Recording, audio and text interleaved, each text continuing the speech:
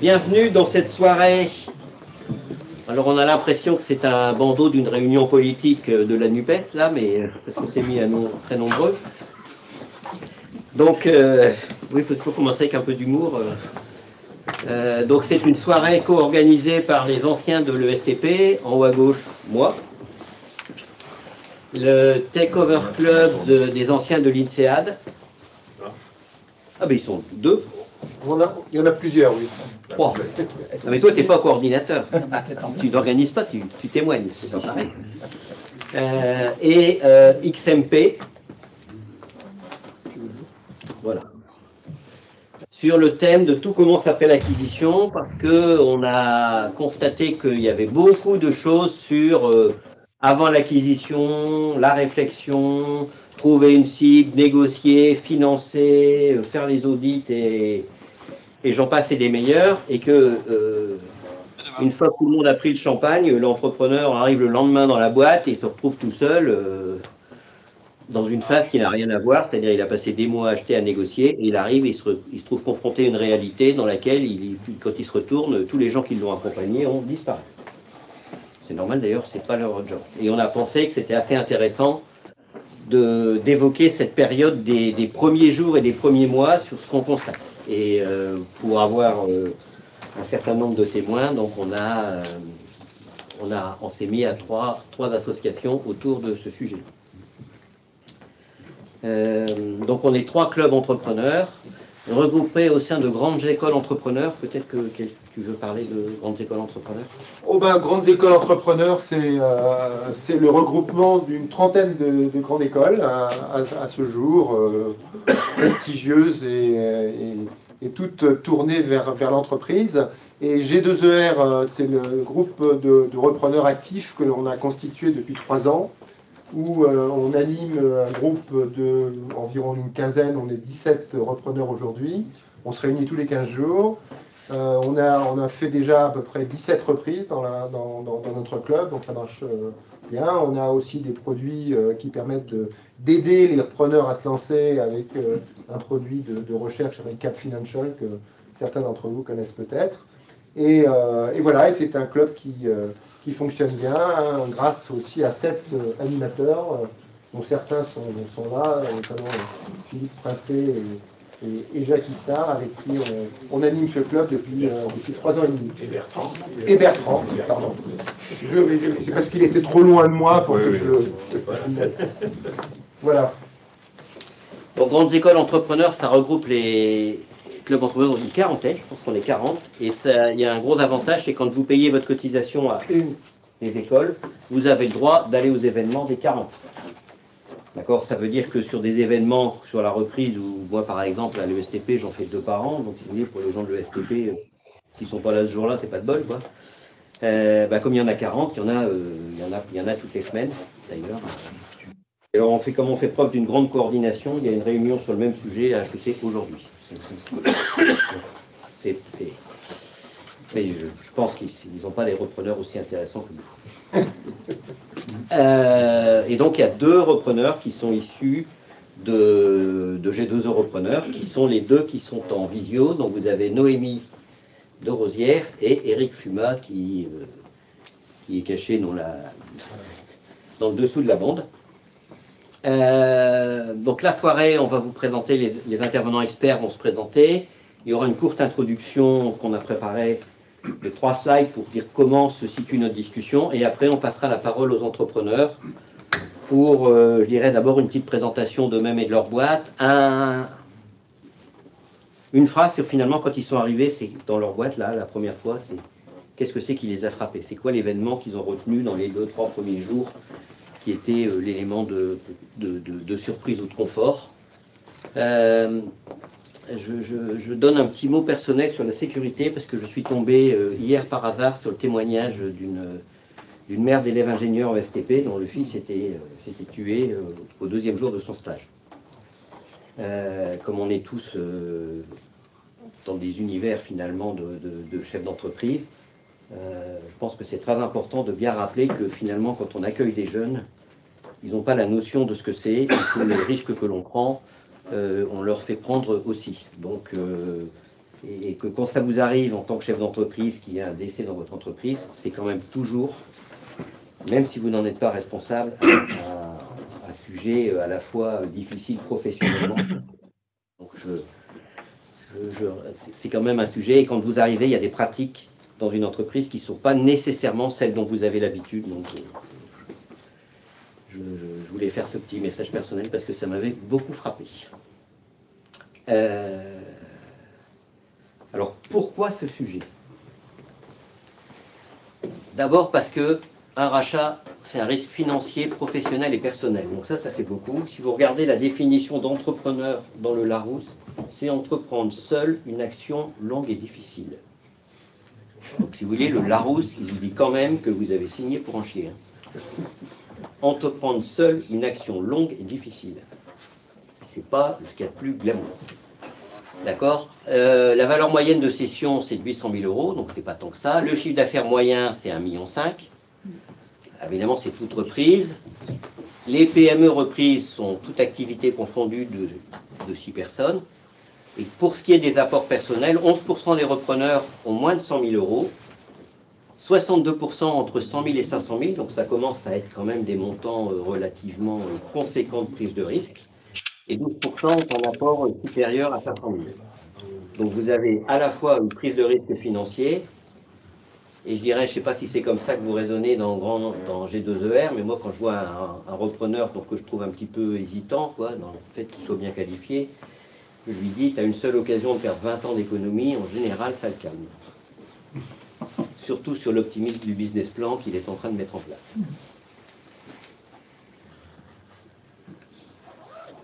Et un rachat, c'est un peu comme un mariage. Après la lune de miel, la vraie vie commence avec son lot de surprises, bonnes et moins bonnes. C'est comme un mariage, il va y avoir des enfants, c'est tous les gens que vous avez récupérés, que vous allez recruter. Et donc, identifier les zones de risque et les opportunités sont deux facteurs clés de succès. Et ce qu'on a constaté, c'est qu'être un brillant cadre dans un groupe ne fait pas forcément de vous un bon repreneur ou entrepreneur du jour au lendemain. Bon nombre de repreneurs, d'ailleurs ça serait intéressant s'il y en a qui ont été confrontés à ce cas-là, ont repris à des gens plus ou moins autodidactes, et c'est quand même une transition de passer d'une entreprise dirigée par des autodidactes à dirigée par des gens qui ont des backgrounds assez différents. Qu'est-ce que ça change? Et il faut arbitrer entre la stratégie qu'on a mûrie pendant des mois et des mois, en présentant son projet à un tas de gens où on le mettrait jusqu'au bout, à une réalité, et face à des gens qui ne connaissent pas le premier mot de votre projet, puisque c'est la première fois qu'ils vous rencontrent le jour où vous arrivez.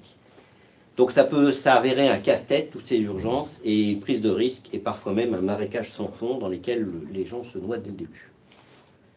Donc on a 4 entrepreneurs et on a 2 témoins qui vont servir un petit peu de relais et de fil rouge, qui ont accompagné des gens dans ces phases-là. Donc je vais les laisser se présenter.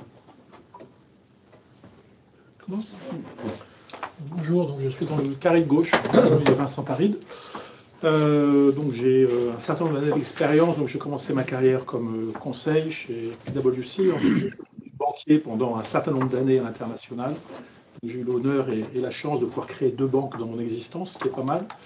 Et puis depuis une dizaine d'années, je suis revenu à un métier, on va dire, mixte de conseil et d'accompagnement opérationnel de mes clients, donc de conseil donc en phase amont sur une reprise d'entreprise, sur une définition de stratégie. Et de manière opérationnelle, certains de mes clients, après les bons conseils que je leur ai prodigués, me disent est-ce que tu es capable de faire ce que tu as écrit sur le papier? Donc généralement, je dis oui. Quand je dis quelque chose, je m'engage. Donc très souvent, je suis appelé par mes clients ensuite à les aider de façon opérationnelle, à mettre en œuvre avec eux, ou en tant que dirigeant, même à certains moments, donc les recommandations ou les plans que j'ai pu, bâtir avec eux. Voilà. J'interviens beaucoup sur des aspects de restructuration qui peuvent se produire après une reprise, ou bien avant, la vente d'une entreprise pour la remettre au carré. Dans certains cas, dans une situation de crise, mais c'est quand même assez rare.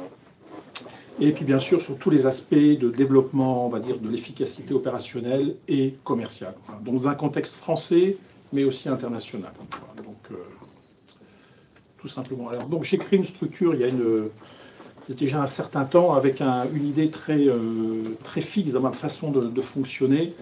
Donc c'est d'être flexible, respectueux efficient et éthique. Alors bon, quand j'ai pensé à ce slogan Be Free, je ne pensais pas du tout aux télécoms, mais bon, il s'est avéré que la marque Free est devenue une marque emblématique. Bon, malgré tout, bon, ces aspects dans la reprise d'entreprise ou dans la restructuration sont extrêmement importants.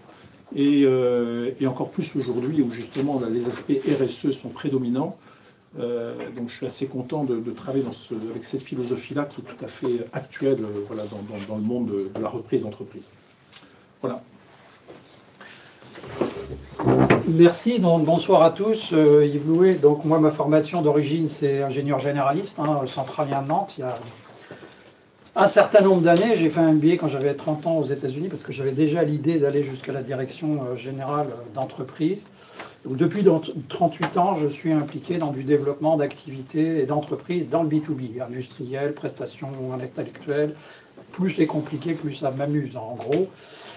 Pendant 21 ans, je l'ai fait en tant que salarié, donc je suis rentré dans des groupes, puis des ETI, puis je suis descendu à l'époque. Je suis passé un peu par tous les types de fonctions, sauf la direction financière, et puis au début des années 2000, je suis passé par cette case direction générale de PME, 200 personnes qu'il fallait restructurer. C'était dans le domaine des études marketing, donc mes grands concurrents c'était Ipsos Sofres, avec lesquels je me battais moi dans la rue.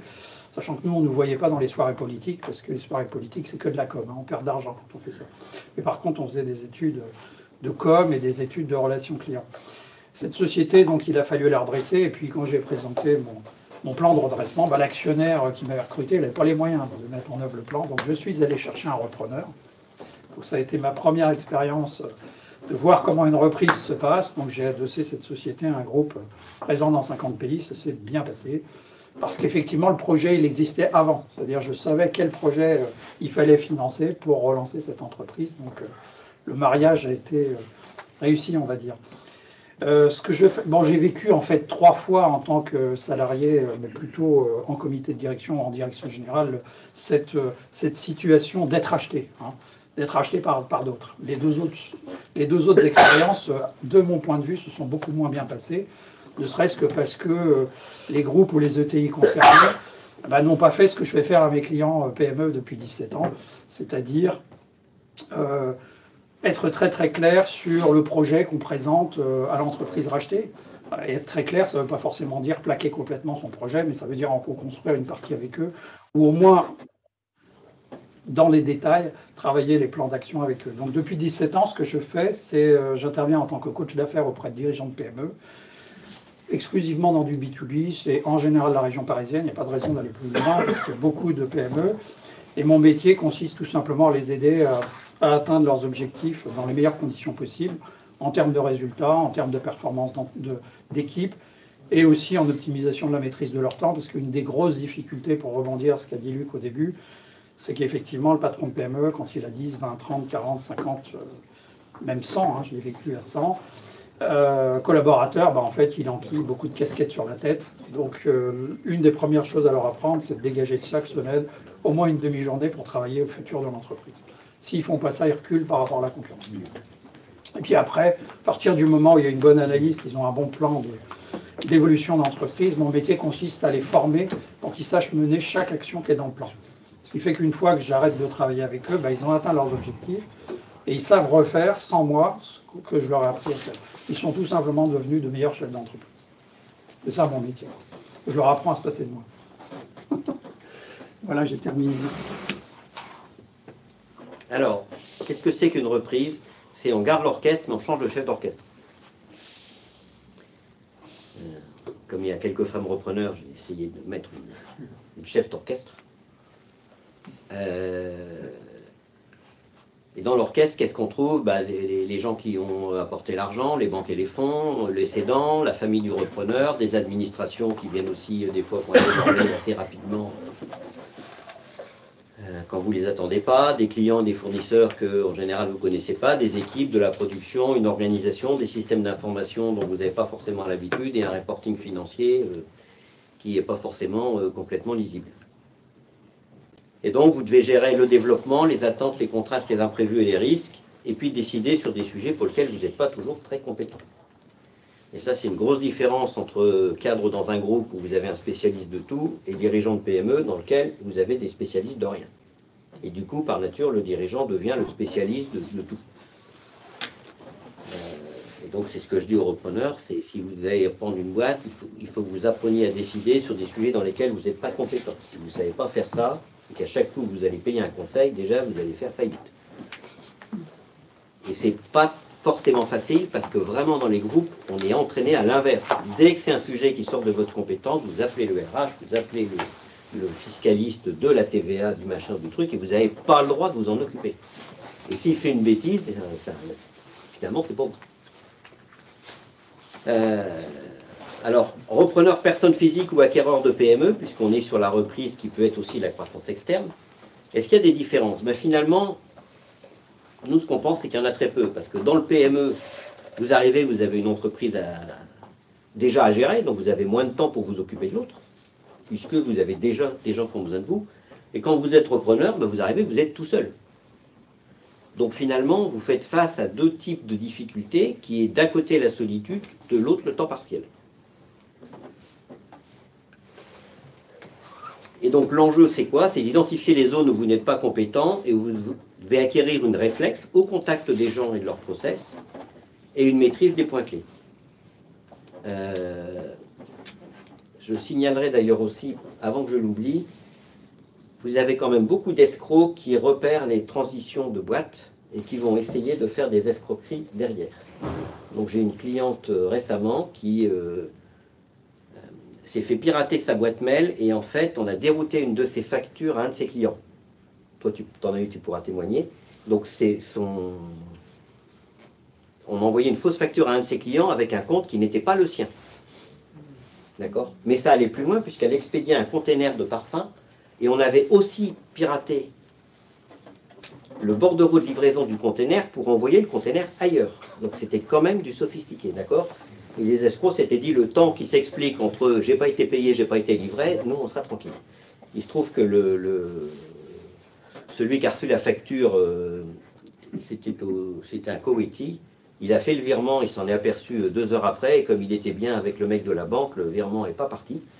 D'accord? Et il a dit c'est bizarre votre facture, etc. Et donc, voilà. Donc il y a vraiment des escroqueries. Donc faites attention, parce qu'en plus, évidemment, quand vous arrivez dans la boîte, tout le monde, c'est le nouveau patron, on ne sait pas trop lui demander des choses. Donc on va essayer de faire, il y a une urgence, on ne veut pas se faire engueuler. Donc voilà. Toi, ça t'est arrivé?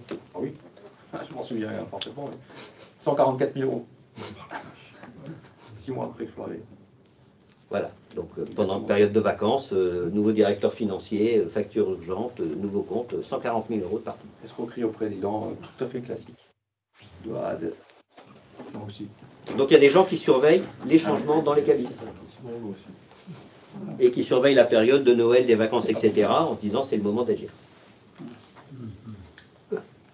Alors lorsqu'on entre dans les murs, on connaît en fait beaucoup, mais peu de ce qui est important. Pourquoi? Parce qu'on a fait plein d'audits, mais qui ne sont pas une garantie absolue contre les surprises.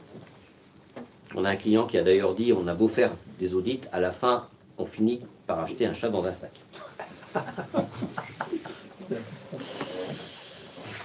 L'audit pré-acquisition reste un exercice théorique, on sait que les comptes sont à peu près justes, donc ça c'est pas ça qui fait que la boîte fonctionne. Et une PME, ce sont des salariés à un fonctionnement très peu formalisé. Dans les faits, on ne connaît ni l'un ni l'autre, parce que le dirigeant, il vous raconte comment lui vit les choses, et qu'il n'a pas formalisé, donc vous n'êtes pas forcément très clair. Et donc, il faut vraiment compléter votre vision pré-acquisition en la confrontant à la réalité, c'est-à-dire trouver les zones de vigilance, prioriser les actions à venir. Et donc, c'est sécuriser le premier mois, et c'est de ça dont on va parler. L'urgence 1, c'est comprendre les processus et la RH, qui fait quoi, qui valide quoi, et qui fait sans validation, c'est le pire. Et qui remplace qui en cas d'absence, parce que c'est aussi là où il se passe des bêtises. L'urgence 2, c'est faire comprendre son projet. Vous arrivez avec un projet, face à des gens, si vous ne leur expliquez pas, il n'y a pas beaucoup de chances qu'ils comprennent. Et ils sont déjà traumatisés, parce que finalement... on ne les a pas toujours prévenus. Moi, j'ai eu une reprise où le client n'avait prévenu personne. Il n'avait même pas voulu faire la loi amont, il avait pris le risque. Donc, il est arrivé le matin, il a dit « J'ai vendu, voilà le nouveau propriétaire ». Tout le monde s'est mis à pleurer. Et il a dit « Au revoir ». Euh, voilà, donc des fois, c'est un peu, quand même, le début est un peu hard.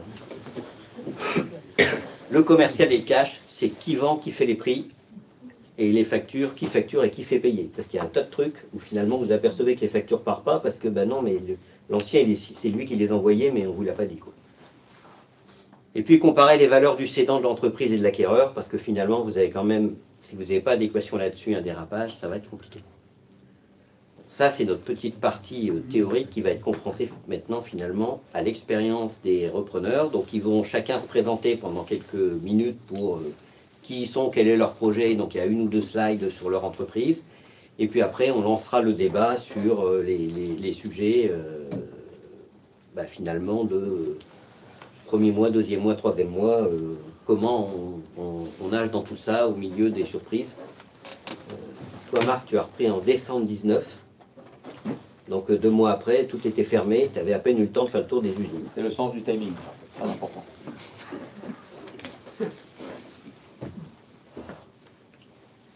Donc parole aux entrepreneurs. Alors, la première, c'est honneur aux femmes. Noémie, alors Noémie, je crois que tu as une présentation que tu dois nous partager sur ton entreprise. Bonsoir tout le monde. Bonsoir. Bonsoir. C'est ça. Je vais juste partager. Alors après, j'espère qu'on arrivera à départager. Ce sera le deuxième hic.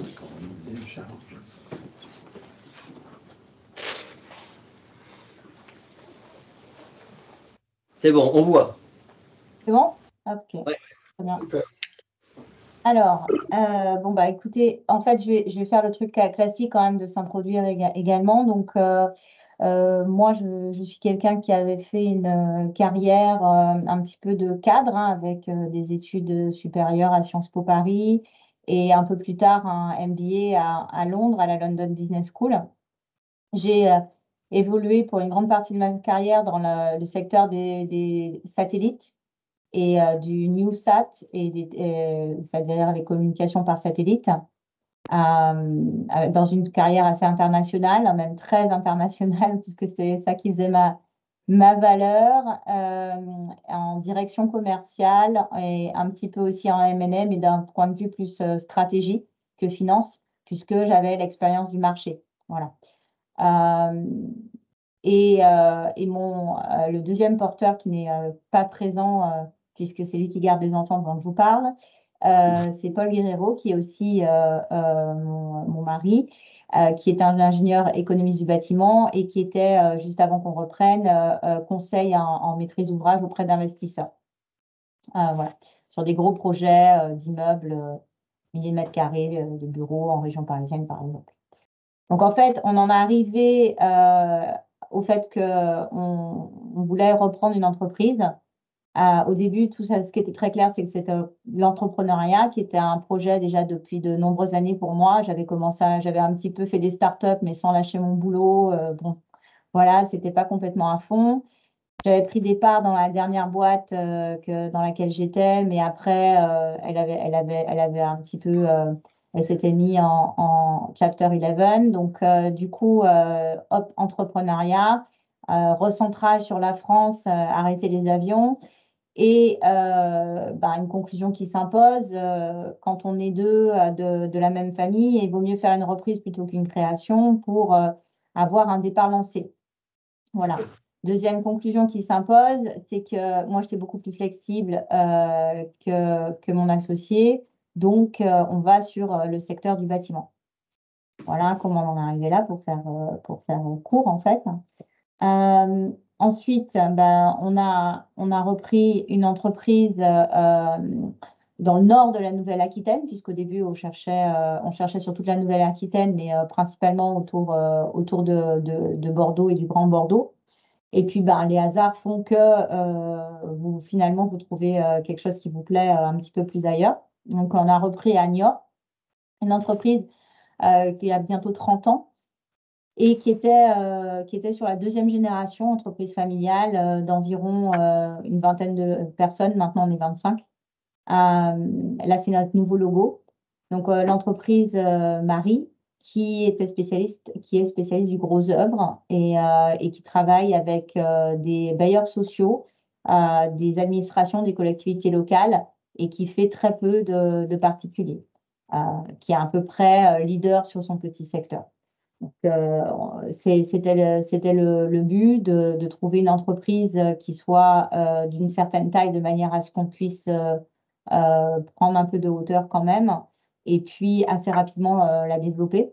Et d'autre part également d'avoir une clientèle, un portefeuille diversifié et surtout un portefeuille avec des donneurs d'ordre un peu plus importants puisque c'est là qu'on a de la valeur ajoutée avec mon associé qui a l'habitude de travailler sur des projets complexes.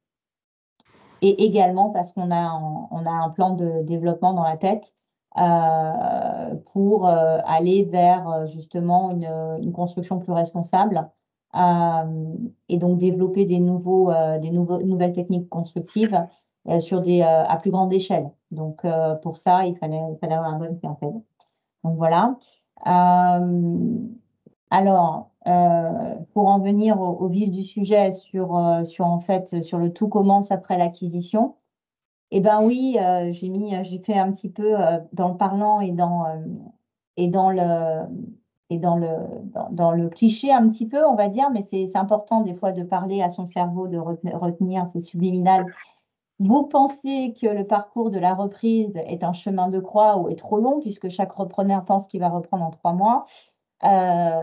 Et que finalement, ça prend beaucoup plus de temps. Et donc, finalement, on me dit des fois, on aurait mieux fait de monter sa propre boîte. Mais en fait, tout commence après. Et très souvent, très souvent, et je suis dans plusieurs groupes de repreneurs en région, par thème, etc., on s'aperçoit quand même que même quand on avait pris la start-up en pleine croissance, même quand tout le monde nous avait dit cette entreprise, elle est super connue, etc., il y a toujours de gros écueils. Et donc, d'où l'idée que le ciel a l'air très bleu avant l'acquisition, mais tout commence après et il y a souvent des périodes de turbulence. Alors là, par rapport aux autres repreneurs qui vont témoigner après moi, nous, ça fait 10 mois qu'on a repris. D'accord? Donc, j'ai oublié de passer cette information, mais on a décidé de finalement reprendre une entreprise et pas d'en créer une déjà au bout de peut-être 9 mois, où on a commencé d'abord à penser à monter notre propre boîte. Et là-dessus, il a fallu à peu près 1 an et demi pour reprendre la boîte, hein, jusque vraiment reprendre vraiment physiquement l'entreprise. Puisque on s'est décidé en octobre 2021 et qu'on a repris la boîte en avril 2023. Donc à peu près un petit peu moins d'1 an et demi, avec une transaction ratée au milieu, donc quasiment aboutie mais ratée, donc on a dû repartir sur autre chose. Et donc, en avril 2023, on reprend les rênes de cette entreprise qui est dans une région où nous, on est en Île-de-France. Hein. Vous vous doutez que si je suis là G2R, c'est que je participais physiquement, hein, aux réunions. Donc, on change de région et on va dans un endroit, et évidemment, même si on s'était beaucoup déplacé, avec des repreneurs qu'on ne connaissait pas si bien que ça. Donc, c'est toujours cette théorie. Donc, on reprend. Donc, qu'est-ce qui se passe dans la première phase? La première phase qu'il faut vraiment prendre en tête quand on reprend une PME, forcément, si vous reprenez une entreprise qui a déjà cédé plusieurs fois de main avec des fonds, etc., ce n'est pas du tout la même chose. Mais quand vous reprenez une PME, surtout une PME familiale, vous devez cohabiter avec un cédant et vous devez gérer des employés que vous n'avez pas choisis, qui ne vous ont pas choisis. Et pour eux, ça n'a pas la même dimension que dans une plus grande entreprise. Parce que vos prédécesseurs, en fait, les ont embauchés, ou alors les parents de vos prédécesseurs les ont embauchés, et vous arrivez, vous êtes parachutés. Donc, il n'y a aucune loyauté envers vous. Et aucune, même si ils ont la conscience professionnelle, il n'y a aucune loyauté. Donc, et ça se sent, comment dire, humainement, mais pas forcément dans le travail, heureusement. Mais ça, c'est quelque chose, et ça prend beaucoup de temps, en fait, de gagner cette loyauté. Et en même temps, il ne faut pas non plus comment dire, s'abaisser. Vous n'êtes pas là pour être les amis de vos employés. En général, quand vous reprenez une boîte, vous avez beaucoup de choses à faire et vous n'avez pas suffisamment de temps pour passer beaucoup de temps pour bâtir votre relation avec vos employés à plein temps. Donc ça, c'est vraiment quelque chose qu'il faut prendre en compte et s'aguerrir là-dessus et essayer de cerner au maximum le profil de vos employés et de vos employés clés, bien sûr, pas tous, et de vraiment préparer mentalement qu'est-ce que vous allez leur dire, vos premières impressions, etc. Maintenant, la cohabitation avec le cédant.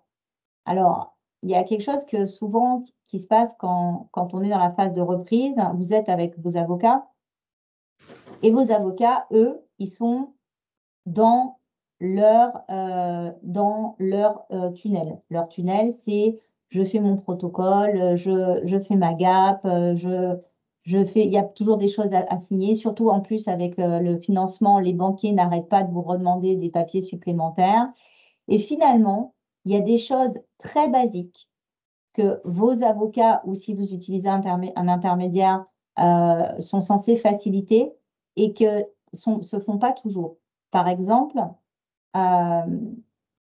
il faut vraiment vous demander, avant la reprise, la logistique. Qu'est-ce que le cédant va me transmettre le jour de la session, mis à part les clés de la porte d'entrée? Qu'est-ce qu'il va me transmettre? Est-ce que la liste de contacts, il l'a faite? Est-ce que sa boîte email, il l'a copiée? Est-ce que toutes ses cartes de crédit, ses codes bancaires, est-ce qu'il a déjà commencé à avertir ses banquiers, etc. Si tout ça, ce n'est pas fait, eh ben, ça va vous prendre du temps après. Et ça peut entraîner des tensions avec les cédants. Par exemple, nous, dans notre cas, il était bien écrit pourtant dans le protocole et détaillé que le jour de la reprise, il devait nous transmettre toute la partie banque, toute la partie contact, etc., etc. Or, il s'est trouvé que leur avocat ne leur avait pas réexpliqué ce point. Et donc, tout ce qu'on a eu, c'est la carte de crédit qu'ils avaient dans leur poche le jour de la signature. Et après, les choses se sont faites dans les jours qui ont suivi, et puis entraînant des tensions, parce que il y avait une boîte, la boîte du directeur, elle était trop personnelle, on ne voulait pas la transmettre. Alors donc finalement, il finit par effacer certains emails, et puis nous dire de reprendre une autre boîte. Enfin, ça a amené de la tension entre eux et nous, qui aurait pu être évitée. Voilà. Deuxième chose également, la logistique des bureaux. En général, vous demandez un accompagnement dans une session, surtout si vous n'êtes pas de la région, du métier, etc. Il y a un accompagnement avec le cédant. Et si vous n'avez pas pu préempter cet accompagnement, si vous n'avez pas commencé à être déjà vraiment là souvent, qu'est-ce qui va se passer? Où est votre bureau? Où est son bureau? Comment ça s'organise, tout ça? Tout ça, c'est des choses dont il vaut mieux parler avant, parce que quand vous reprenez l'entreprise, il n'y a plus le temps pour ça. Et que ça peut encore aussi amener des tensions. Donc ça, c'est important aussi. Et il faut bien comprendre que certains cédants ont vraiment envie de vous transmettre l'entreprise et d'autres la vendent à contre-cœur ou enfin, ils ne sont pas toujours très logiques avec eux-mêmes, quoi. Donc, il y a beaucoup d'émotionnel dans tout ça. Donc, et il y a aussi beaucoup comment dire, de symbolique dans le choix, quel bureau, comment vous allez vous positionner, etc. Il ne faut pas que vous montriez aux employés que vous allez abaisser le cédant. En même temps, il faut quand même montrer que vous êtes le nouveau boss, etc., etc. Donc, il faut bien réfléchir à tout ça parce que l'être humain, finalement, se rattache à beaucoup de petites choses. Et donc, tout ça, c'est important. Bon, après, je passe sur l'implantation dans une nouvelle région. Au mieux vous l'avez préparé, au mieux vous pourrez vous concentrer sur l'entreprise. Donc, ça, c'est très, très important. Donc là, vraiment, je vous parle des premiers jours, hein, d'accord? Les premiers jours. Après, vraiment un petit peu plus sur la phase suivante, c'est en fait toujours dans la relation avec le cédant, parce qu'on ne s'aperçoit pas à quel point elle peut être consommatrice de temps, la relation avec le cédant. C'est toute la phase de earn-out. Très souvent, une transaction se fait avec un earn-out. Moi, j'ai toujours trouvé ça comme une très bonne idée parce que je me disais, tu mets une partie du prix sur le fait qu'ils ne te transmettent pas une boîte qui qui a finalement été à un certain niveau, mais comme il vendait, comme il était concentré sur ce qu'il lui va faire après, ben, il a un petit peu relâché la pression. Donc le earn-out, c'est bien, ça le permet de maintenir cette pression. Sauf que le earn-out, ça veut aussi dire que vous êtes encore à discuter des mois après la session d'argent, qui est toujours un sujet qui fâche, de recalculer, de refaire des vérifications, etc. Et c'est aussi un temps que vous continuez aussi mentalement à être pris par tout ça. Donc, il faut bien organiser et vraiment réfléchir à votre mécanisme d'earn-out pour qu'il soit le plus simple possible, que le cédant ait le moins de recours possible, etc., etc. Donc, vraiment bien penser à tout ça et planifier votre temps par rapport à ça. Et sur cette partie aussi financière, dans tous les groupes de cédants que j'ai vu aussi beaucoup de gens qui pensaient avoir vu large, ou en tout cas pas large, mais qui étaient et qui commençaient, pas la première année, mais en général au bout de 2 ans, à avoir des difficultés financières pour le remboursement. Parce qu'il y avait eu toutes les mauvaises surprises. Et en plus, la boîte, forcément, elle n'était pas forcément aussi rentable, puisqu'on est toujours en train d'utiliser des méthodes de valorisation qui sont basées sur les résultats passés pour regarder du futur. Or, vous arrivez et on est aveugle. On est complètement aveugle. Le chat dans le sac, comme tu l'as dit tout à l'heure. Eh bien, c'est vrai. Les audits ne servent en général qu'à valider qu'il n'y ait pas de grossière manipulation des comptes, ce qui est très rare. Même l'audit social, si l'entreprise a un minimum organisé, eh ben, il ne fait que valider que les contrats sont à jour, etc., etc. Mais les vraies surprises arrivent après. Je vais vous donner un exemple de surprise que j'ai eu. J'ai eu un audit social où j'ai bien précisé que j'avais 2 employés clés, des personnes qui étaient dans l'encadrement. Ces 2 employés clés, l'un était à 3 ans et demi de la retraite au moment de la reprise et l'autre à 6 ans de la retraite. Et d'ailleurs, c'était un argument du cédant pour dire qu'il vendait aussi sa société avant d'avoir 60 ans parce qu'il savait que ses employés clés allaient arriver à la retraite. Et donc, s'il attendait qu'il soit seulement à 2 ans de la retraite, il savait que sa boîte allait baisser en valeur. Donc, voilà. Sauf que, effectivement, un des employés clés, il nous avait dit qu'il arrive à la retraite dans 3 ans et demi. Et quand on prenait son âge, effectivement, ça avait l'air d'être dans 3 ans et demi. Sauf qu'il nous avait caché que ce monsieur avait commencé sa carrière très jeune. Et il avait commencé sa carrière tellement jeune dans la société qu'il avait travaillé pour le père et qu'il n'y avait plus son contrat. Le contrat n'avait pas pu être audité. Et donc, à aucun moment, nos avocats en audit social nous ont conseillé de demander une déclaration sur l'honneur, par exemple, à l'employé directement sur le fait de son âge de départ à la retraite. Nous avons eu simplement des emails des cédants qui nous disaient qu'il allait partir dans 3 ans et demi. Et puis, 3 mois après avoir repris, ce monsieur nous a expliqué qu'il allait partir à la retraite dans 6 mois. Voilà. Donc, finalement, on a réussi à gérer. Finalement, je vous passerai les détails, mais on était très, très déçus envers nous-mêmes parce que finalement, on ne s'était pas trop occupé de l'audit social parce qu'on était au four et au moulin à côté. Et finalement, en fait, il y avait des choses qu'on aurait dû vérifier. Voilà. Autre exemple de vérification qu'on ne fait pas assez, c'est toute la vérification réseau, en fait. C'est-à-dire que moi, je me suis rendue de nombreuses fois dans la région, j'ai rencontré la Chambre de commerce et d'industrie, j'ai fait différentes choses, j'ai essayé de trouver dans mon réseau des gens qui connaissaient la région, mais malgré toutes ces vérifications, j'ai manqué une information clé sur le fait que le principal client de la boîte, une société, un bailleur social, il y avait en fait des réorganisations internes au sein de ce bailleur social où en fait le centre de pouvoir allait être relocalisé dans le sud de la région, alors qu'il était dans la ville où on était basé. Et donc, il représentait une grosse part du chiffre d'affaires depuis 3 ou 4 ans. C'était en crescendo. Et on avait bien vérifié que tout allait bien, comme ça. On avait également demandé aux cédants, mais on ne leur avait pas demandé, pareil, une déclaration sur l'honneur à part, quelque chose d'écrit, etc., les engageant en disant que s'il y avait le moins de problèmes avec ce client, mais il n'y avait aucune raison de penser qu'il y avait un problème avec ce client. Et puis, 6 mois après être arrivé dans la région, on a commencé à voir dans le milieu du bâtiment et dans le milieu de une ou deux personnes qui disaient, oui, ben maintenant, je viens de changer d'emploi. Avant, j'étais chez ce bailleur social.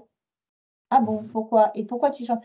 Oui, parce que depuis que là, ils vont relocaliser le siège à Bordeaux, du coup, il y avait une mauvaise ambiance. Donc, en fait, les rats quittaient le navire. Et donc, qu'est-ce qui se passe? On n'a plus d'opérations. Là, maintenant, on commence à avoir plus d'opérations qui sortent. C'est la fin du pipe. Et donc, il va falloir compenser. Voilà. Il va falloir compenser. Donc, on en arrive à l'autre point de toutes ces conclusions. C'est que, en fait, vous n'avez pas l'information. Il n'y a aucune vergogne à négocier le prix le plus bas possible. Parce que ceux qui vendent ont tout et savent tout. Et s'il faut faire un earn-out sur 3 ans, c'est un peu time consuming, etc. en administration, mais peut-être qu'il faut y penser. Ou peut-être que de toute façon, il ne faut pas se fier simplement au conseil financier, aux simples multiples et à la simple approche de valorisation de quelquefois le BE. Donc, nous, ça va parce que j'avais âprement négocié le prix et que finalement, on a fait une moyenne des résultats de 6 ans. Et évidemment, on sait tous que depuis 2020, dans le bâtiment, les entreprises qui étaient capables et qui étaient suffisamment importantes et structurées ont fait un très bon chiffre d'affaires en 2021, 2022, etc. Donc, je ne me suis surtout pas basée sur les résultats des 3 derniers exercices et encore moins sur une moyenne pondérée. Je me suis basée sur une moyenne simple sur 6 exercices pour faire mon prix. Et heureusement, parce que sinon, dans 1 an, je ne pourrais pas rembourser. Donc, en fait, voilà, c'est un truc que je veux vraiment insister parce que j'ai vu certains entrepreneurs à Bordeaux et à Paris qui avaient vraiment des difficultés à rembourser et qui bossaient soir et week-end et qui étaient très stressés. Donc, voilà. Alors, la dernière chose, c'est que quand on arrive, il faut absolument très, très rapidement faire son réseau parce que justement, c'est son réseau qui va vous permettre de développer les ventes, qui va vous permettre de savoir ce qui se passe et va vous permettre de ne pas dépendre des cédants pour avoir vos yeux et vos oreilles. Or, quand on reprend une entreprise, on vient de le voir, il faut savoir qui envoie les factures, il faut savoir tout ce qu'il y a à faire. Il y a énormément de paperasse et même dans les mois qui suivent, il y a encore beaucoup de choses à régler autour de la cession. Et donc, souvent, l'aspect réseau, on va voir les quelques principaux clients, mais l'aspect réseau, il passe un petit peu à l'as. Et ça, je pense que c'est quelque chose que nous, on avait vraiment prévu. On a été très alerte là-dessus. Et on a vraiment tissé notre réseau en quelques mois auprès du MEDEF, auprès de la CCI, auprès de certains groupements d'entrepreneurs.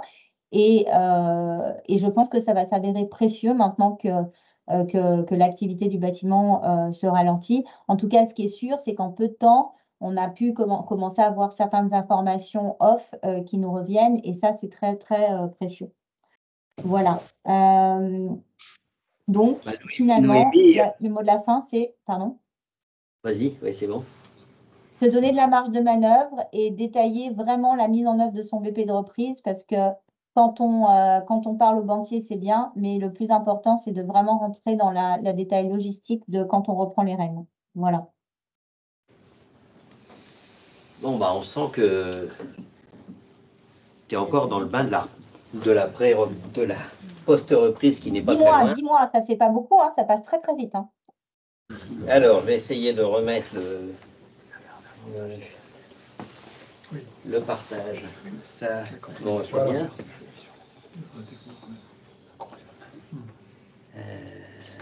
Donc, Eric Fuma, qui a repris aussi une boîte dans le BTP. Bonsoir. Bonsoir tout le monde. Vous me voyez? J'ai apparu au milieu des icônes. Bonsoir tout le monde. Donc, effectivement, j'ai repris Vouillon, l'entreprise Vouillon, il y a un peu moins de 3 ans. On va finir notre 3e exercice là, en mai. Donc, c'est une société qui est fabricante de structures bois, directement, qui cible directement l'industrie de la construction. Donc, on est dans cet environnement, ce positionnement de construction hors site, décarboné, puisque je dirais par nature, le bois est considéré comme l'un des matériaux les plus décarbonés. Donc, je suis arrivé le 31 mai pour l'inventaire. Et on a connu pratiquement immédiatement une crise importante. Je reviendrai là-dessus dans mes quelques points d'observation ou de conseils si c'est possible de donner conseil. Donc voilà, 3 exercices assez chahutés par les crises qu'on a tous connues, en particulier dans le domaine du bois au niveau des matières premières. On a retrouvé le chemin de la croissance. C'est une société qui se portait bien, qui ne faisait pas de croissance. Sur ces 3 ans et en collaboration avec mes associés investisseurs, dont je pourrais dire du bien, même s'ils n'étaient pas représentés dans la salle, on a lancé un projet de développement important. Donc voilà, on a réussi à faire la reprise, je dirais, me faire accepter dans l'entreprise et mettre en place un projet de développement qui est prêt et qui va nous permettre de nous développer sur les 5 prochaines années. Donc l'entreprise, c'est un peu moins de 30 personnes, c'est un bureau d'études et un atelier de fabrication qui va faire de la taille du montage de d'ossature bois. C'est vraiment une approche d'investissement important dans des équipements, ce qui nous permet d'avoir tout ça mélangé avec une méthode et des process, d'avoir une efficacité assez bonne et de permettre de gérer un relativement grand nombre de projets par an, puisque on traite à peu près 250 projets par an. Ça va du petit projet de la charpente au bâtiment qui fait 3000 m² de surface de plancher. Et voilà, le dernier élément que je voulais mettre pour décrire l'entreprise, c'est sa certification. On est très attentif à ces éléments-là. Donc, sur la slide suivante, quelques photos de ce qu'on fait, donc de la maison, du bâtiment commercial, du bâtiment industriel. On ne pose pas, donc on est vraiment fabricant. Et l'entreprise a été relativement tôt dans le domaine de la construction de murs ossature bois. Et donc, il y a une véritable expérience qui s'est construite sur les 30 dernières années. Tous nos projets sont sur mesure. Voilà pour la présentation de l'entreprise. Pour ce qui concerne ce qui se passe après la reprise, donc effectivement, Noémie a parlé de l'arrivée jusqu'à la reprise. Le premier point que j'aurais tendance à dire, c'est il y aura toujours une bonne crise à gérer. Donc, on ne sait pas exactement d'où elle va venir. Il y aura toujours une crise à gérer. Donc, il faut arriver avec un état d'esprit où on se dit, bon, ben, ça va brasser un peu, ça va chahuter un peu. Et c'est vrai que, selon quand elle arrive, on sera plus ou moins préparé. Pour se préparer, il faut écouter. On arrive dans un environnement qui est pas connu, avec des gens qui sont peu connus. Moi, j'avais deux gros défauts. Le premier, c'est que j'étais pas bourguignon, et le deuxième, c'est que j'étais pas du monde du bois. Donc, il faut écouter, il faut échanger. Et je pense qu'il faut prendre quelques éléments, il faut se concentrer sur certains éléments qui nous paraissent importants. Dans mon cas, je suis rentré assez vite sur la question des devis. Je me suis souvenu d'une discussion, je ne sais plus très bien avec qui, mais qui un point qui m'était resté, assurez-vous, quand vous commencez, de bien comprendre qui fait les devis et comment ça se passe. Donc, j'ai pris ça en main assez rapidement et bien m'en a pris, parce que la crise qu'on a vécue, c'est une augmentation significative des coûts de matières premières. On avait des augmentations de 15% tous les 15 jours. Et ça a duré pendant 6 mois. Donc, on s'est retrouvé avec des matières premières qui étaient à 300% du prix, je dirais, du prix stable qu'avait connu l'entreprise sur les dernières années. Le deuxième point à prendre en main, bon, c'est une évidence, mais c'est les clients, ou en tout cas les clients principaux. Et le troisième point qui est pas forcément aussi évident, mais qui, en tout cas, dans mon cas, était important, c'est les fournisseurs, donc comprendre l'amont. Parce que c'est pour le processus de fabrication, le processus de qualité, c'est vraiment essentiel. Et encore une fois, dans cette situation de crise, on a eu, il n'y avait pas seulement les prix qui avaient explosé, mais il y avait aussi des problèmes d'approvisionnement et des problèmes de quantité. Et donc cette relation, à ce moment de changement, cette relation rapide ou cette prise de contact avec les fournisseurs a été super important pour maintenir une relation de confiance et pour s'assurer qu'on était à peu près correctement approvisionné. Voilà. Il faut apprendre vite, mais ça, c'est une évidence. Et puis, le dernier point que je voudrais dire, quand on commence, ce qui se passe après, c'est qu'il faut rapidement arriver à identifier des éléments où on peut apporter de la valeur à l'équipe. Donc, encore une fois, on ne connaît pas l'entreprise, on ne connaît pas forcément le milieu, mais on apporte certainement quelque chose. Et donc, il faut arriver à construire cette confiance avec l'équipe et à faciliter cette relation d'échange en leur disant, ben voilà, je suis capable de vous apporter quelque chose et être capable de le démontrer assez rapidement. Voilà. Voilà. Merci. Pour mes quelques points. Merci. Alors, Roger Réolion. Roger Breton, s'il vous plaît. Merci. Donc, je m'appelle Roger Bégoc, j'ai 60 ans. J'essaie d'être succinct dans ma présentation pour pouvoir répondre à vos questions. J'ai une carrière en 2 mots classique dans les grands groupes de la construction pendant une bonne vingtaine d'années. Puis à 45 ans, j'ai décidé d'être entrepreneur, devenir entrepreneur. Pardon, il faut peut-être un petit peu essayer. Ce sera mieux avec un petit micro. Ça marche pas là. Ça marche.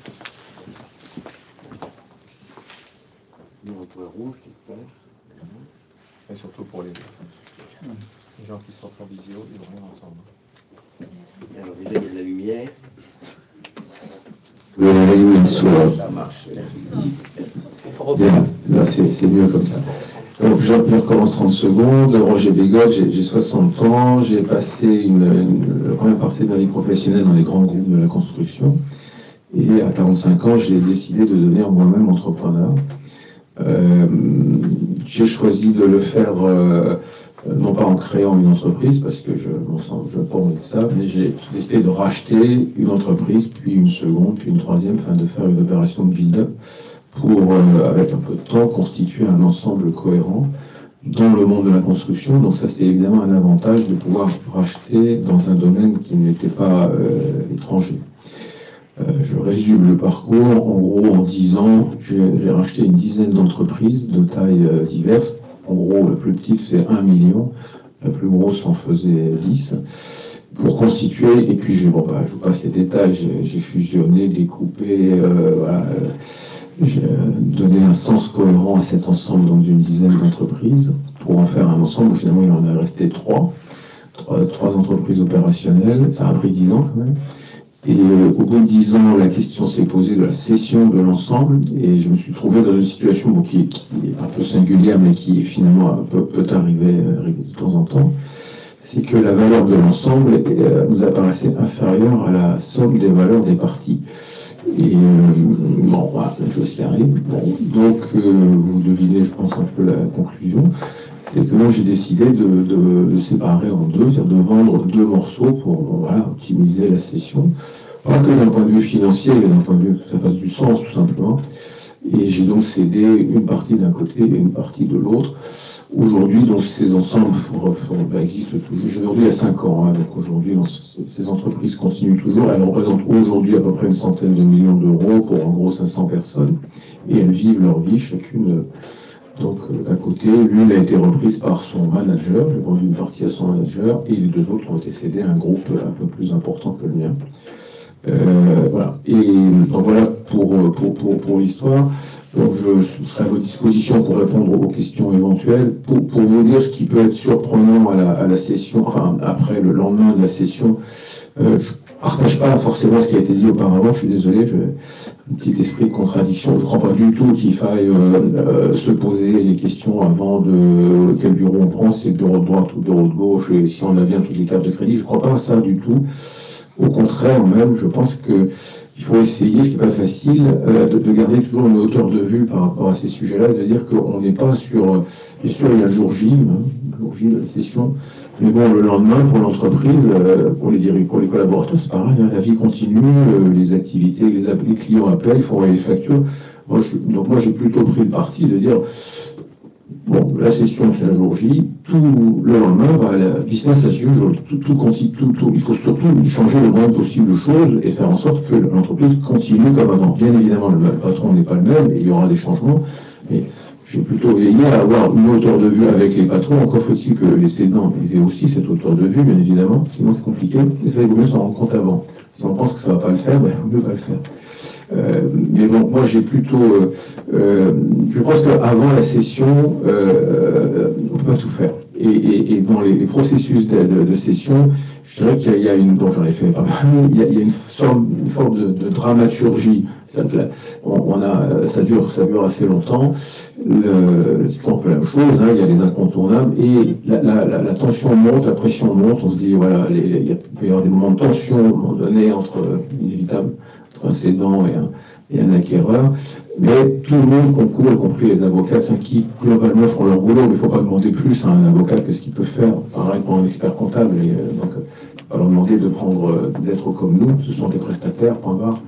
Et par contre, il faut respecter cette dramaturgie, parce qu'on sait que si elle se casse, elle ne redémarre pas après. Hein. Là, une fois que le vase est cassé, c'est compliqué de renouer les morceaux, et dans cette dramaturgie-là, tout le monde, vous, le cédant, ses conseils, vos conseils, ça, on est tous focalisés sur ce jour J, les banquiers, enfin bref, on est focalisés sur ce jour J de la session. On peut pas en même temps se dire, bon bah alors oui, bah alors demain, comment on va faire? Il faut par contre se mettre d'accord sur les grands principes, c'est-à-dire voilà, on va essayer de closer, comme on dit, mettons-nous d'accord quand même sur enfin, discutons à froid, calmement, de comment ça va se passer après l'accompagnement, comment ça se passe, etc. Mais de rentrer dans les détails, je ne crois pas du tout qu'il faille le faire, que ce soit possible, parce que je pense que l'acquéreur n'a pas cette disponibilité d'esprit, le cédant non plus. Le cédant, il est comme vous. Alors, si vous êtes primo-acquéreur, il n'a jamais vendu boîte avant non plus, lui. Hein. Donc, il est aussi nouveau que vous dans le processus. Donc, c'est un processus où tout le monde est débutant dans cette affaire-là, à part les conseils des uns et des autres. Bon, il faut le respecter. Par contre, il y a une analyse psychologique du cédant à bien comprendre, pour savoir ce qu'il y a dans la tête. Et donc, puisque Luc nous invite à dire quelles sont les surprises que j'ai pu avoir, pour en avoir plein, parce que chaque boîte a... Mais j'en dirais deux. La première qui est que, du coup ça révèle les gens, c'est que juste avant la session, enfin en gros dans le mois avant la session, l'acquisition, pardon, le principal client de la cible a commencé à vaciller, au sens à commencer à vouloir rompre ses relations qui étaient anciennes avec la cible. Et donc le dirigeant, le cédant s'est dit... je lui dis pas, mais en fait, voilà, le principal client était en train de partir, tout simplement. C'est quand même une situation assez délicate. Et le cédant, j'ai eu de la chance, c'est un monsieur, c'est devenu un ami, c'est un monsieur très bien et très intelligent, et il s'est dit, je vais lui en parler avec Erwan, et on va, un mois avant la session, gérer ensemble cette crise, ce problème-là. Et on l'a fait. Alors, j'étais évidemment pendant un mois derrière le rideau. Évidemment, je ne pouvais pas apparaître parce que ça ne se sait pas, évidemment. Et donc, ben voilà, donc la surprise, je ne l'ai pas vue vraiment, puisque donc, en reprenant la boîte, j'ai compris ce que je savais déjà, que le principal client était en train de se barrer. Et puis, ben voilà, on a récupéré ensemble. Et il valait mieux que j'ai été prévenu avant. Voilà.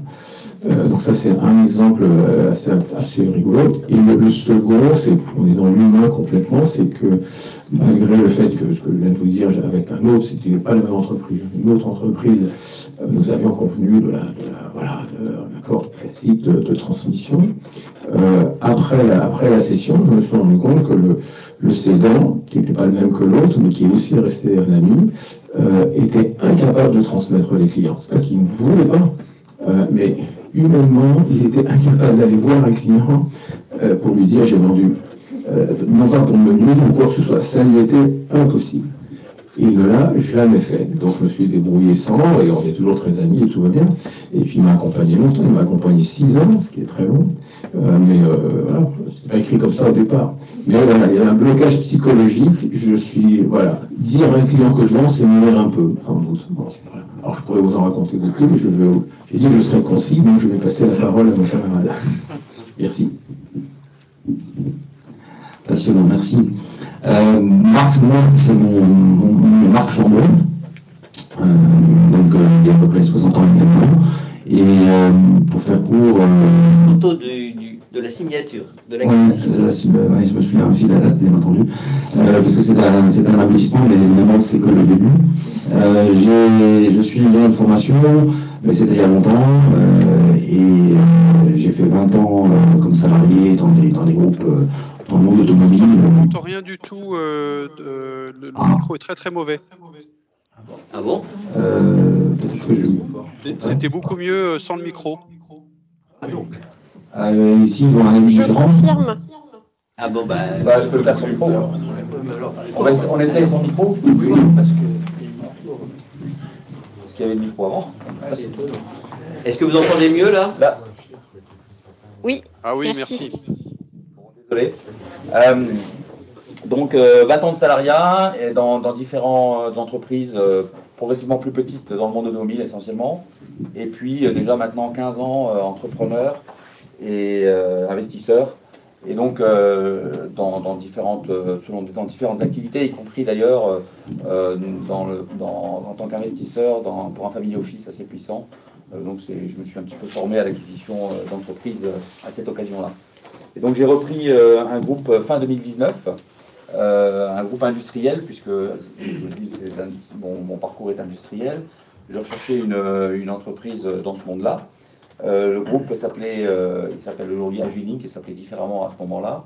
C'est une entreprise qui fait à peu près 25 millions de chiffre d'affaires, donc à peu près un peu moins de 250 salariés, 3 usines et un siège, un siège social.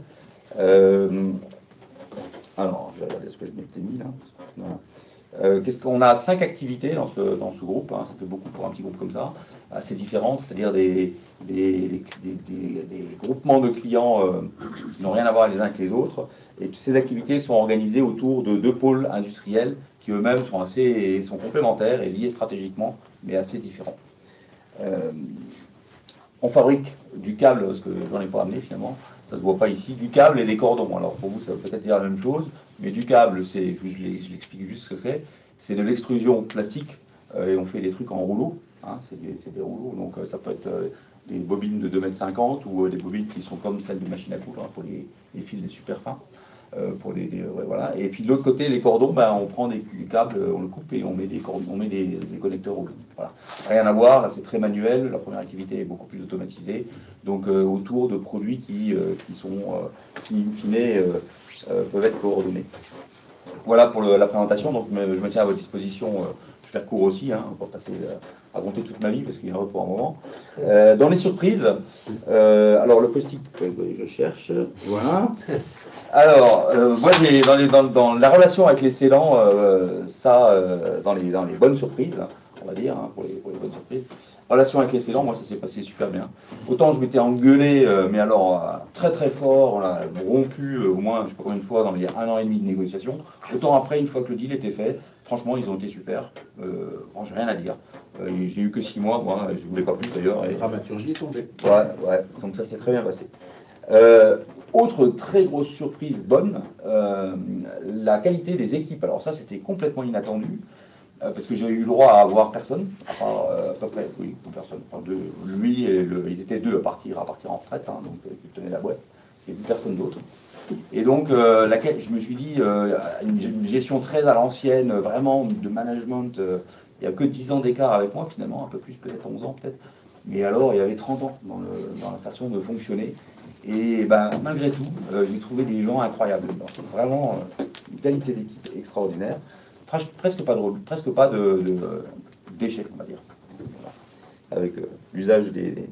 Et puis, la résilience du business. Alors ça, je l'ai expérimenté avec le Covid, hein, vous l'avez compris. Hein. Le Covid est arrivé 3 mois après l'acquisition, donc ça c'est... Et donc, la résilience du business a été super. Donc, franchement, pourquoi se plaindre, hein. Voilà, et la relation client aussi. Moi, j'avais pas de problème de relation client. J'ai pas eu de soucis.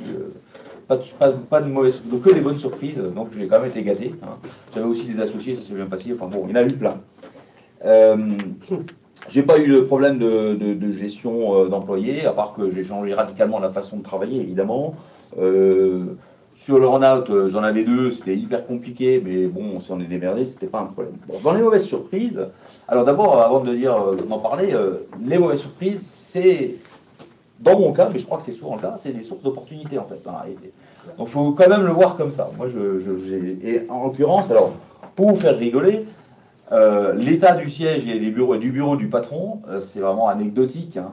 Mais alors, je n'avais pas vu, j'avais pas eu l'occasion, ils avaient soigneusement évité que je puisse voir ça. Donc je les avais jamais rencontrés chez eux, sauf une fois, mais c'était au tout début, et j'ai pas vu ça, et j'ai pas vu le bureau du patron. Des monceaux de papier partout, mais vraiment des monceaux, jusqu'au plafond. Voilà. Donc ça c'était... et en fait, c'était une opportunité, parce qu'il fallait qu'on quitte les locaux. Ben, on a quitté, et aujourd'hui, je suis dans des locaux qui sont 10 fois mieux, 2 fois moins chers, et en plus, j'ai eu 3 années gratuites. Je vous expliquerai comment on fait. On y arrive. Donc finalement, c'était bien. Dans les mauvaises surprises, le départ d'un manager aigri, il m'avait vu 40 minutes, premier jour de mon arrivée, et au bout de 40 minutes, il m'a dit, bah, de toute façon, moi, je ne peux pas bosser avec vous, je vais rien dire. Bon, donc en fait, ça faisait 20 ans qu'il était aigri, il voulait partir, il attendait juste ça. Et ça, en fait, je n'ai que à m'en prendre à moi-même, puisque, quelque part, j'aurais dû sans doute exiger de voir, lui, il était le patron de 5 millions sur les 25. Bon. Donc, il est parti finalement, pas dans le bon terme, hein, ça s'est pas bien passé, mais bon, c'est la vie, et c'est comme ça. C'est difficile à vivre au début, quand même. Et puis, un dernier point, peut-être, les performances interco. Donc, on a 2 entreprises à l'intérieur du groupe qui sont assez différentes, et qui a un lien stratégique. Il y en a une qui sert l'autre, hein, en plus, pas seulement d'ailleurs, mais... Et en fait, je me suis rendu compte très vite que la deuxième, elle ne faisait pas son chiffre d'affaires parce qu'elle avait probablement été mal servie par la première, qui s'en foutait, et qui elle-même ne faisait pas son chiffre d'affaires. Donc personne ne faisait son chiffre d'affaires. Et donc, en tant que tel, c'est des emmerdes normaux, mais du coup, j'y suis allé 2 jours par semaine, ça fait 4 ans que ça dure, assez loin dans la Normandie, tout au profond, et ça, c'était pas du tout prévu au programme, hein. Donc, bon, je ne vais pas m'en plaindre, hein, parce que là aussi, on peut dire qu'on s'en est sorti autrement, et finalement, aujourd'hui, l'entreprise est, de ce point de vue-là, par exemple, relativement performante, sinon très performante. Après, en dehors de ça, je vais faire donc véritablement très court. Le Covid, je vous l'ai dit, alors moi, j'ai pas eu, je vous ai parlé de résilience, donc directement, j'ai pas été impacté, mais comme le témoignage d'avant, les prix matières, tout ça, bon, mais c'est un peu plus tard, hein, ça, on s'en est, dans une entreprise industrielle, ça compte. Mais bon, ça c'est juste la vie normale, on va dire. L'escroquerie, on l'a mentionné, parce que ça, c'était au bout de 6 mois, et véritablement, escroquerie au président comme dans les livres, j'y suis pour rien. Quand on regarde après, on se dit, il y a 10 raisons de ne pas le faire, un truc comme ça. Mon comptable, il ne me connaissait pas bien. Voilà. Alors évidemment, la dimension de l'entreprise, c'est quand même beaucoup d'argent quand même, hein, mais bon, on n'en est pas mort. Voilà. Bon. Et puis à la fin, parce que sinon ça serait pas drôle, il y a quand même un autre truc qui est très important, mais c'était pas tout de suite. Mon client numéro 1, 10 millions sur les 25, j'avais prévu sur un marché qui descendait doucement, sauf qu'il n'est pas descendu doucement. Et honnêtement, j'aurais pas pu le voir. Et il est descendu très très vite. Et donc, au lieu de faire aujourd'hui encore 7, il fait plus de 2. Et on fait encore 25 millions de chiffre d'affaires. On a réussi à compenser autrement. s'est démerdé, et on va en faire même 30 cette année, donc, mais ça a été quand même une sacrée histoire. Autrement. Voilà pour mon témoignage. Merci de ces introductions un petit peu détaillées. Nos deux experts, là, qu'est-ce que vous réagissez à ces témoignages? Le premier sujet, comment, en tant qu'entrepreneur, vous vous faites, on va dire, accepter par les nouvelles équipes? Alors, vous dites, c'est business as usual, on continue, on ne change pas grand-chose, voilà, il y a le jour d'avant, le jour d'après. Malgré tout, bon, si on a mis son argent, on a envie d'insuffler un peu, de mettre sa marque, voilà, et puis bon, il faut contrôler, on a une psychologie différente, on a une manière différente de voir les gens. Comment vous faites pour, bon, on a eu un témoignage pour se faire accepter et pour, on va dire, prendre la main sans tout casser? Moi, je ne suis pas d'accord, je suis désolé. Non, mais c'est une question. Hein, non, je veux dire, c'est pas sa chose, l'entreprise. Quand on rachète une entreprise, c'est pas pour en faire sa chose. Prendre la main, mettre sa marque, moi, ça m'était totalement étranger. On rachète une boîte qu'on a payé un certain prix. Le premier sujet, c'est qu'elle continue la boîte, surtout. Donc, on ne pense pas à soi, on ne doit pas penser à soi. On pense à l'objet qu'on a acheté et on se dit, je l'ai payé X millions. Bon, bah, faisons en sorte que surtout ça continue. Mettre ma marque, c'est pas le sujet, je m'en fichais de mettre ma marque pour que ça continue. Moi, si les résultats sont là, qu'il y ait ma marque ou pas, je m'en fichais pas mal. Alors, au bout d'un moment, évidemment, quand en général il y a un cédant qui finit par partir, évidemment que bon, les choses qui font des changements. Mais j'ai pas du tout ce réflexe de mettre ma marque. Au contraire, je trouve ça contre-productif. Voilà, laissons continuer, observons, ça c'est sûr. Et puis, et sur le sujet de se faire accepter, il peut y avoir effectivement, comme tu viens de le dire, des coucheurs, des gens qui, avant que tu aies pu ouvrir la bouche, le gars il dit qu'il ne te veut pas. Bon, bah, là, on ne peut rien faire. Mais franchement, en tout cas, PME, il n'y a pas de politique interne. Les gens sont légitimistes. Bon, moi, je pense que dans on parle de PME, là, on ne parle pas de grands groupes où vous avez des tas de gens qui sont plus vieux que leur père et qui sont bien meilleurs que n'importe quel chef qu'on leur amène. Ça, c'est grand groupe. Dans les PME, les gens sont plus simples, plus modestes, je trouve, et ils sont légitimistes. Ils sont un peu déçus de perdre leur ancien patron. Bon, ils l'aimaient bien, souvent. Pas d'ailleurs, mais enfin bon.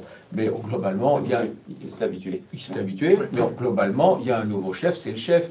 Il a mis son argent, les gens comprennent ça. Les gens disent, oula, il a mis ses petits sous, il y est allé, il a osé. Voilà. Les gens sont respectueux de ça. Ils se disent, il l'a fait. Bon, tout le monde ne le fait pas, de racheter une entreprise. Il y a du respect pour ça. Donc, voilà. Alors moi, je suis assez d'accord avec ce que tu viens de dire. J'ajouterai juste deux points.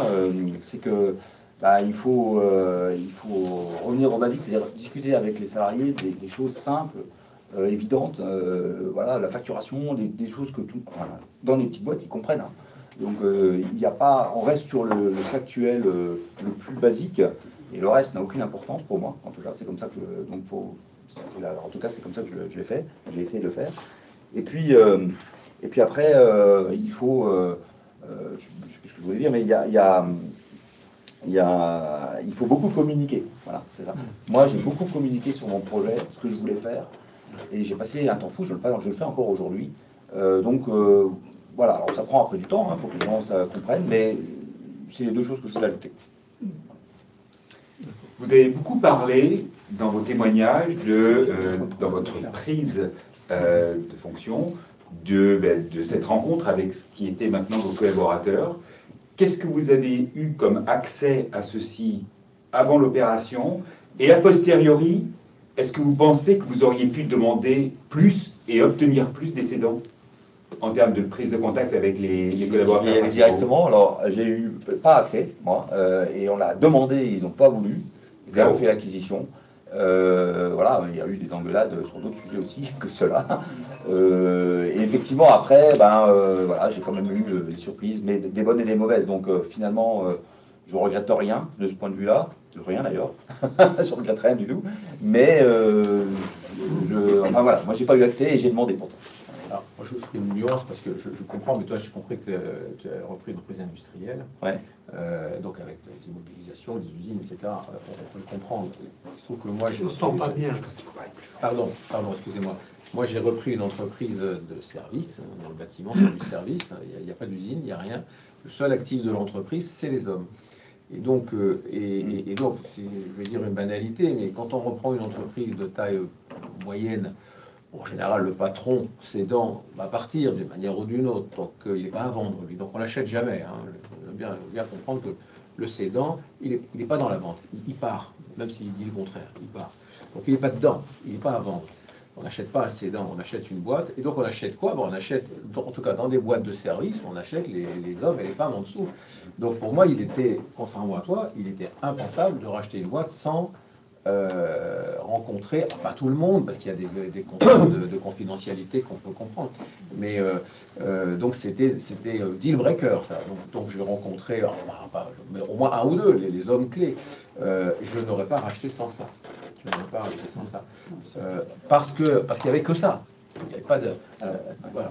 Je vais faire une nuance, hein, j'ai quand même rencontré deux qui sont mes associés aujourd'hui. Hein. Il y en a quand même deux là-dedans qui sont associés. C'est Noélie et Eric. Moi, j'avais exigé que justement les deux personnes clés soient informées. Donc, en fait, ils ont été informés après la signature de la LOI. Et nous les avons rencontrés. Alors après, évidemment, c'est une rencontre en présence des cédants qui n'apporte pas beaucoup d'informations. C'est juste qu'il y a une validation du fait que ces employés soient vraiment là, et puis vous venez quand même dans les locaux, vous les voyez travailler, enfin vous avez une réunion un petit peu avec eux, mais voilà. Donc ça s'est bien passé sur cette partie-là. Eric? De façon générale, je pense que c'est assez difficile de rencontrer les gens avant la reprise. Donc, dans notre cas, on n'avait pas rencontré grand monde. C'est vrai que c'est toujours un élément ça va toujours être un élément de surprise. Donc ça, je pense que de façon générale, le mode opératoire de la reprise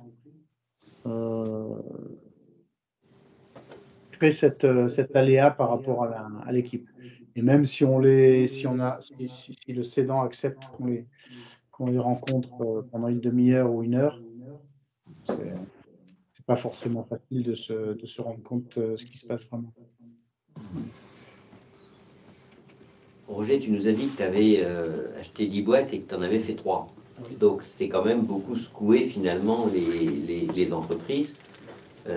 Marc, il a acheté un groupe avec des entreprises disparates qui ne se parlaient pas. C'était quand même ça qui était assez surprenant. Donc il les a fait se parler. Et comme ils ne se parlaient pas, d'ailleurs, chacun estimait qu'il était meilleur que l'autre, forcément. Mais toi, tu les as mélangés quelque part. Comment ça s'est passé? Puisque là, forcément, tu as bousculé quand même un quotidien qui n'était pas je vous laisse faire comme d'hab, parce que fallait ranger quelque part. Hein, oui, ça m'a pris 10 ans quand même, donc ça a été très progressif. Je ne l'ai pas fait le lendemain, je l'ai fait. Voilà, donc ça fait pas tout de suite. D'ailleurs, je ne pensais pas le faire. Je n'avais pas cette idée-là, tout ça n'était pas planifié. Mais voilà, donc sur la durée, les gens ont appris à se connaître. Les gens se sont dit, ah oui, mais tu es à 10 km. Alors, c'est pas en Ile-de-France, tout ça, mais tu es à 10 km, tu peux faire des visios. Oui, mais tu serais dans le bureau d'à côté, ça serait quand même plus sympa, quoi, plus pratique. Parce qu'évidemment, j'ai fait en sorte que les gens travaillent ensemble. Donc, au bout d'un moment, le fait de rassembler en gros 2 pôles dans un seul, mais au bout de 6 ans après le premier achat, donc c'est passé du temps. Et puis donc changement de nom, fusion, le nouveau look, enfin bon, on a tout changé. Mais ça a pris du temps, et donc c'est quand le moment où ça s'est fait, c'était très naturel. Après, comme je l'ai dit, j'ai repris des boîtes de taille très différentes. Bon, quand on reprend une boîte d'1 million, c'est sûr que voilà, il y a une forme d'intégration. Elle ne conserve pas son autonomie, mais c'était cash là. Quand on fait 30 millions, on rachète une boîte d'1 million. La boîte d'1 million, on se doute bien qu'elle ne va pas être totalement indépendante. On se doute bien qu'il va se passer des choses. Mais c'est pas, j'ai trompé personne. C'est évident, quoi. Voilà. Donc, mais jamais dans la brutalité, parce que les gens n'aiment pas. Marc a dit qu'il avait associé deux salariés. Ouais. Toi, tu l'as fait après. Oui. Est-ce que cette démarche, finalement, vous avez trouvé qu'elle a apporté quelque chose à l'entreprise et à son développement? Ah bah oui. Non, mais je pose la question. Mais dans mon cas, c'est un sacré pari. Hein. Je les ai vus 2 fois, 2 heures. Je les ai associés, purée, comme mariage. Au closing? Ah ouais. Mais oui, mais ça faisait partie des choses, dans mon cas, qui étaient aussi... moi, je venais pas de ce secteur-là, beau être industriel, avec déjà un parcours, on va dire, respectable, mais j'avais besoin d'avoir, pour rassurer mes banquiers, mes investisseurs minoritaires, j'avais besoin aussi d'avoir des gens qui étaient la caution du BP, ou une partie, en tout cas, du BP.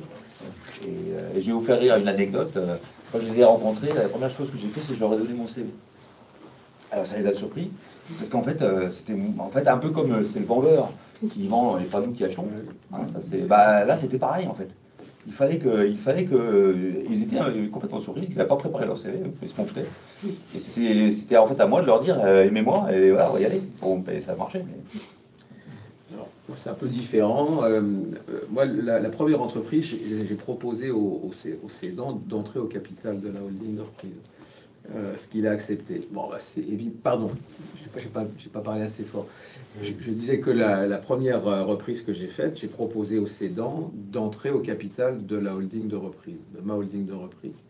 Ce qui rassurait tout le monde, moi d'abord, déjà, mais les banquiers aussi, évidemment. Je dis, voilà, le cédant, s'il remet des sous dans la musique, c'est que il y croit. Et donc ça, c'est la première reprise. La seconde, j'ai proposé effectivement avant le closing au DAF d'entrer au capital. Je me suis dit, si le grand argentier, s'il vivait ses sous, bon, c'est lui qui fait les comptes. Donc j'ai pris ça comme un, si tu es d'accord, comme une sorte de certification. Ça valait tous les audits de la Terre, me semble-t-il. Et puis après, par contre, effectivement, mais ça c'est après, j'ai proposé, parce que moi j'y crois beaucoup, en tout cas dans les métiers que je connais un peu, j'ai proposé à l'ensemble de l'encadrement d'entrer au capital. Et aujourd'hui, les fameux 500 personnes, ils y sont quasiment tous, puisque dans le groupe auquel j'ai cédé, donne accès au capital à l'ensemble de ses collaborateurs, même le plus modeste. Donc ils y sont tous aujourd'hui. Je vais rebondir là-dessus, c'est un élément important, et dans notre cas, effectivement, le cédant a repris une partie du capital dans la holding d'acquisition. Mais après 1 an et demi à peu près, on a proposé à 6 personnes clés de rentrer au capital. Et ça a, je pense, deux bénéfices. Le premier, c'est qu'effectivement, on est capable de bien valider leur engagement, parce que il faut qu'ils mettent de l'argent dans la société. Donc, ça force à bien définir l'engagement, je dirais, à moyen terme ou à long terme des employés. Et le deuxième, effectivement, c'est que ça leur permet de mieux comprendre la chose associée à la gestion d'une entreprise, mais aussi d'une certaine façon au grand capital, ce qui n'est pas toujours évident quand on reprend une PME en province. Voilà, les gens n'ont pas forcément la compréhension de la façon dont fonctionne une prise de participation. Et le corollaire de ça, c'est que ils comprennent vite qu'ils peuvent en tirer des bénéfices importants. Donc c'est quelque chose qu'on a fait avec 6 employés, et ça a été vraiment très, très important et très bien perçu. Est-ce que vous avez des questions dans la salle? Oui. Il y a eu des moments difficiles post-reprise. Comment sont passées les relations avec les banques et les partenaires financiers? Alors, est-ce que quelqu'un a eu des moments difficiles qui ont nécessité déjà de parler aux banques ou pas? Ou est-ce que les moments difficiles, ils ont été suffisamment gérés en interne pour que quelque part ça reste sous la moquette? Je vois que Noémie dit que c'est resté sous la moquette. Moi, j'ai pas de problème financier. J'ai terminé le premier exercice sur un résultat net en légère baisse, mais un très bon chiffre d'affaires. Et là, c'est mon deuxième exercice qui va être beaucoup moins bon que prévu, le temps que je compense pour la perte de ce client. Mais comme j'arriverai à rembourser mes banquiers parce que j'avais bien calculé mon truc. Donc, moi, je pense et j'espère que j'aurai pas trop de problèmes. Voilà. Non, nous, on n'a pas expériencé ça. On a eu des résultats qui étaient bons et donc il n'y a pas eu de sujet. Moi, je dis qu'il ne faut rien attendre des banquiers. Non, c'est clair. Je confirme. Bah oui. Donc, alors, les banquiers, c'est des moutons. Ils ont un esprit moutonnier incroyable. Ils suivent tous les mêmes sujets. Pardon, je dois parler plus fort. C'est ça. Je dis les banquiers, donc, je leur fais aucune confiance. Parce qu'ils raisonnent tous de la même façon, de manière totalement moutonnière. Alors, il suffit qu'il y en a un qui trouve que la boîte est bonne, alors là, toute la place de Paris les suit. Et par contre, à l'inverse, il se trouve qu'il y en a un qui dit « Ah, mais peut-être qu'il y a petit risque, ou je ne sais quoi. » Et alors là, bouf, comme une volée de moineaux, ils se tournent tous dans l'autre sens. C'est des moineaux. Donc, c'est mon point de vue. Hein, voilà. Je l'ai vécu, donc c'est en tout cas l'expérience que j'ai vécue. Et en plus, sans aucune confidentialité sur votre cas, parce qu'ils n'ont aucune... Ils balancent vos chiffres à tout le monde, etc. Enfin, moi, je l'ai vécu. Et donc, évidemment, c'est facile de dire de ne pas en parler aux banquiers si on n'a pas de problème. Et en gros, mon cas, comme les autres, voilà, j'ai pu ne pas avoir à en parler, ne pas avoir affaire aux affaires spéciales, comme ils disent. Qui méritent bien leur nom. Voilà, qui sont pas des gentils. Bon, maintenant, voilà, donc c'est comme ça. Par contre, si effectivement on n'est pas en mesure d'honorer ses engagements, bah oui, il n'y a pas 36 solutions, il faut bien en parler. Mais en tout cas, pas si ce n'est pas strictement nécessaire. Moi, je partage complètement ton avis, mais alors, en totalité, sauf l'aspect confidentialité, dont j'ai pas eu à souffrir. Par contre, moi, dans mon cas, c'est pas si simple, parce qu'on a une transformation que j'ai évoquée, où un client qui faisait 10 millions sur les 25, en gros, l'activité qui était prévue de baisser a baissé 4 fois plus vite que prévu, voilà, et on n'aurait pas pu le prévoir. Et donc, j'ai pourtant bien anticipé, et en fait, je suis tombé sur une partie de mon pool bancaire qui était très favorable. On avait des actifs à refinancer, et puis tout d'un coup, les autres, pour des raisons qui m'ont aujourd'hui encore m'échappent un peu, ont eu un avis différent. Et là, en fait, tu as eu les moineaux, toi, tu as eu l'envolée de moineaux. Exactement. Donc oui, ils parlent entre eux. Voilà. Donc ça peut devenir très compliqué, quoi. Très vite. Donc, c'est infernal. Mais bon, voilà. Pour moi, dans mon cas, aucun sens aujourd'hui, mais c'est vrai qu'il y a eu des moments très difficiles l'année dernière. J'ai une question. Oui. On a 4 cas d'acquisition là, et on n'a pas évoqué les valorisations et les modalités de financement. Donc valorisation avec des ratios et modalités de financement, est-ce qu'on peut l'évoquer? En fait, non, c'était pas complètement pas le sujet. Mais ceci étant, pas le sujet. Pardon? Ça, c'est avant la reprise territoriale. Ok.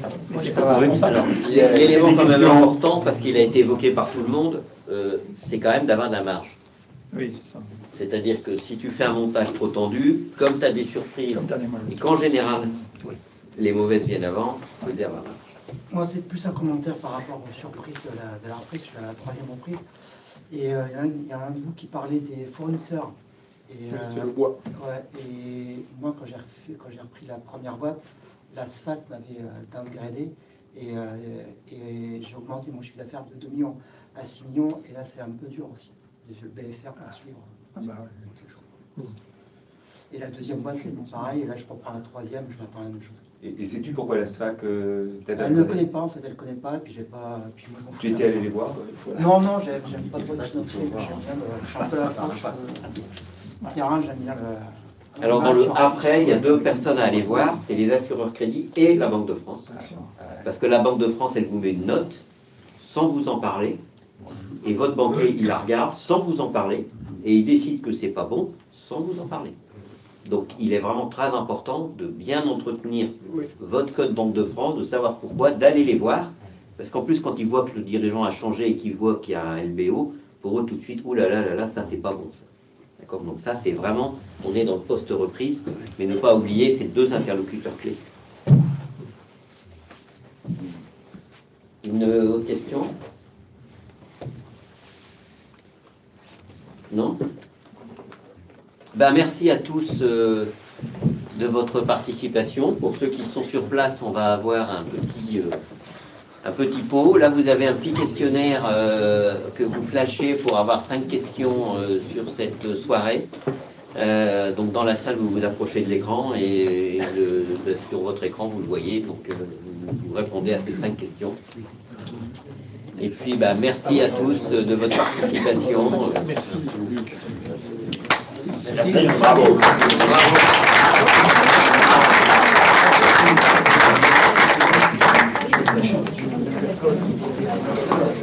Bravo.